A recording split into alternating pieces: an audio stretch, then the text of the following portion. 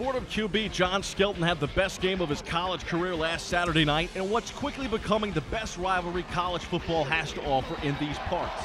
With the Liberty Cup at stake, Skelton threw for a career-high 383 yards and 4 touchdowns, becoming the school's all-time leader in passing TDs in the process.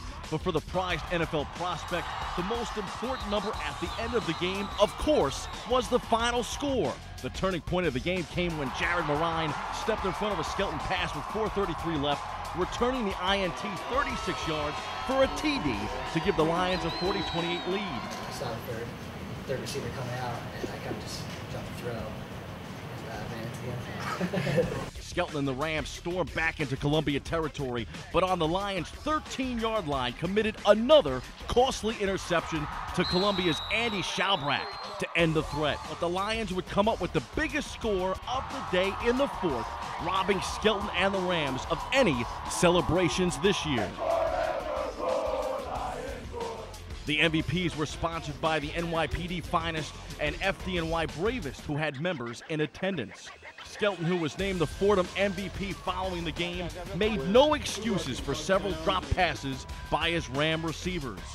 Yeah, that gets a little frustrating when that happens, but at the same time, those same guys make great catches and make great plays. If we ever put it all together, we'll be a dangerous offense. We see glimpses of it this week and last week. If we put it all together, Colgate needs to watch out next week. While Skelton always grabs the headlines, it was Columbia's signal caller who managed to make the big plays Saturday when it counted most, rushing for 2 TDs and passing for 2 more. Not even a small tussle at game's end could ruin the moment for Columbia. They were trying to get in our heads, I feel like, and I was just trying to stay focused there and just, finish what we came here to do.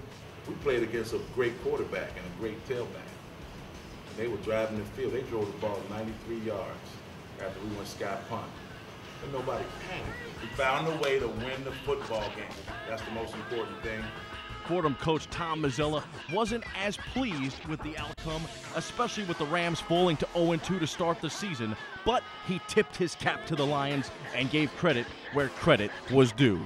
Coach Wilson runs a great program. He's got great kids. They're definitely a good football team, and they showed it tonight. It's a terrific rivalry, and it's only going to get better.